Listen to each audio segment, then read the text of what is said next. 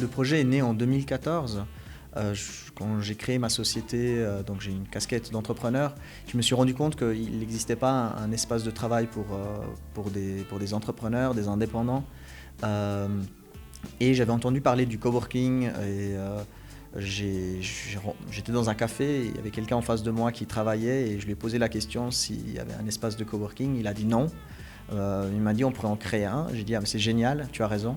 Et on s'est revu le lendemain et puis en 40 minutes on a lancé le site web coworking-neuchâtel.ch et le projet était lancé. Ensuite on a fait des journées pop-up dans des bars qui avaient plus ou moins du succès et on a été contacté par une association qui avait un des locaux à la rue des Sablons 2, donc l'espace actuel, par Giovanna Papa, qui a dit mais nous on a des locaux, est-ce que ça vous dirait de développer le coworking là? J'ai dit bah oui, c'est génial, et on a lancé comme ça le coworking, et petit à petit il y a du monde qui est venu et puis à la fin on s'est retrouvé à peu près une quinzaine, vingtaine de personnes. Et on s'est rendu compte que l'espace qu'on avait à la rue des Sablons n'était pas l'espace idéal pour un coworking. Et depuis presque une année, on était en train de développer ce projet et on se disait quel était l'endroit idéal. Et pour nous, l'endroit idéal, c'était le bâtiment de la Poste. Et il s'est avéré qu'en rencontrant Laurence Pelluet, donc la coordinatrice ici de Red Hat, il réfléchissait pour un déménagement, donc ça tombait vraiment pile poil au bon moment.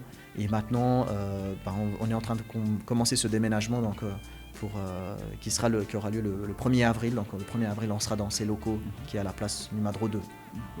Donc ce déménagement, c'est plus de place, la possibilité d'accueillir plus de monde.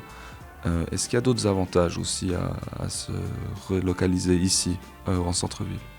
Oui, c'est aussi la possibilité d'avoir une infrastructure plus professionnelle, c'est-à-dire que jusqu'à maintenant nous étions une association qui tournait d'une manière très bénévole, et on s'est rendu compte que les personnes avaient besoin d'une prestation plutôt plus professionnelle.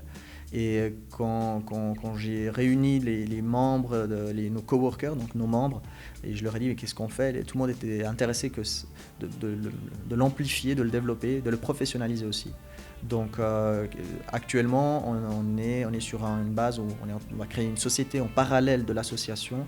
On engage une personne à temps partiel qui va gérer l'espace, une coordinatrice, donc Laurence Huneau qui sera notre coordinatrice, et un comité stratégique qui développe l'espace, qui est également nos membres, donc qui sont nos clients quelque part.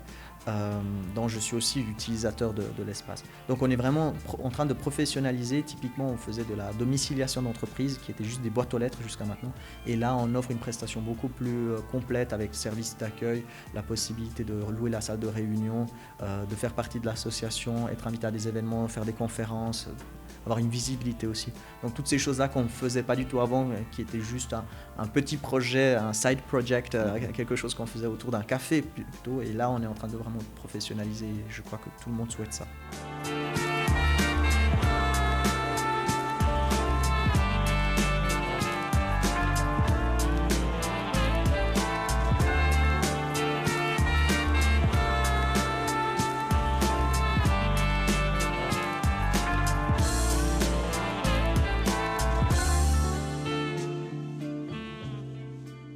Pendant la présentation, tu as parlé de la pyramide de Maslow au niveau des besoins, et puis tu as un peu classifié les interactions que tu espérais ou que tu souhaitais voir entre les coworkers. Si on peut revenir un petit peu là-dessus, on a peut-être un premier niveau qui est de la sociabilisation. Simplement le fait de sortir de chez soi, pour les gens qui sont indépendants, qui travaillent à la maison, simplement voir du monde, ça fait du bien, échanger.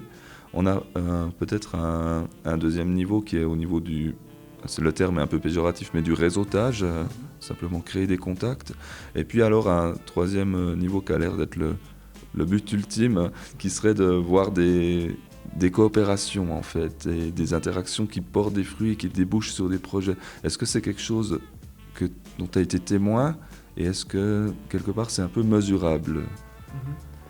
Alors oui, ça c'est le but ultime. Le troisième point, c'est-à-dire que des projets aboutissent ou des activités se créent entre personnes, mais aussi individuellement. Donc, le but, c'est vraiment de donner tous les moyens aux personnes de faire quelque chose, et que cette chose se concrétise, et que ça apporte de la valeur pour la personne évidemment et pour les gens autour de cette personne. Ça peut être ses clients, mais ça peut aussi être la communauté.